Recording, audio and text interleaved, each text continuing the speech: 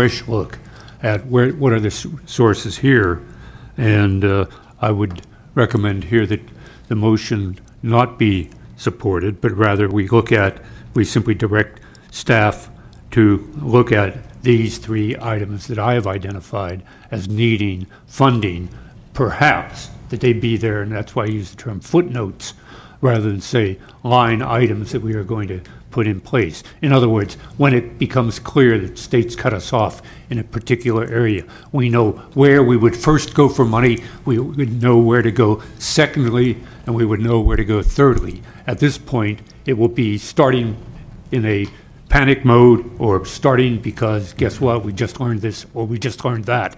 And that is not something we want to go forward with a budget that we say is balanced. And so in this sense, I would prefer, my intent for bringing this forward was not to pick up odds and ends. We could have done that a week ago and voted things up or down, throwing them in or out. But that is not the intent. The intent here is to take a systematic look at the whole question of what do we do about staffing in the face of economic shortfalls.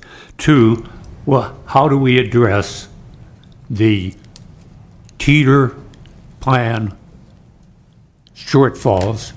We made a commitment, we're not honoring it under the current plan. Is there any way we can find sources of revenue in order to address that? And then thirdly, dealing with the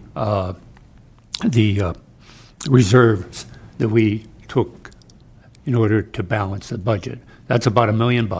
And I think here that we not go forward, I would recommend we not go forward with this kind of potpourri approach because we really haven't systematically examined the strength or the weakness of each or any one of them. And I'm not suggesting any of the three I mentioned are even solvable, but I think we need an opportunity. We need to take the bite the bullet and say we will take a look at it and do so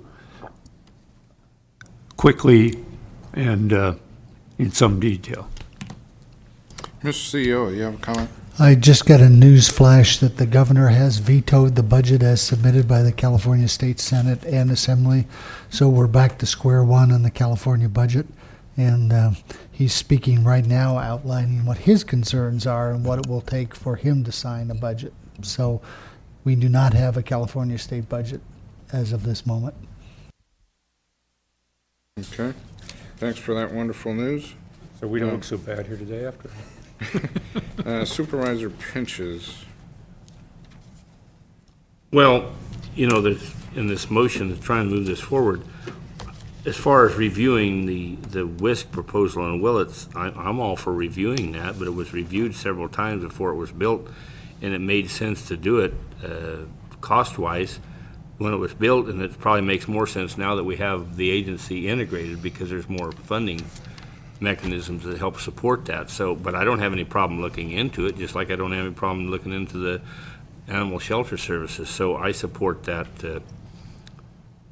that motion. That doesn't mean that if it come to closing down the WISC services in Willits that I would vote for it. I would be highly opposed to it. But the motion just said to look into that. To me, to look into anything is a no-brainer. But if this is going to it don't look like it's going to get 4/5 vote, but I certainly would support Supervisor Delabar's motion. But if it doesn't go, I do have a follow-up recommendation. Okay. Let's see. So we do have a motion and a second before us. Additional discussion to the motion. Supervisor Delabar. Well, just the last comment, Mr. Chairman, is that I'm sorry if it appears to be a potpourri approach, but what I'm trying to do here is identify areas that I think we can save some revenues and cut back on expenses, whether that's both in the workforce, in properties, in operations, you name it. I'm throwing everything on here that I can, at least some of the stuff that was brought up during the last several meetings on the budget, and have the staff do that work. It could very well come out that none of these will save any money. It could come out that they all will. I don't have that answer. That's what the analyses are for.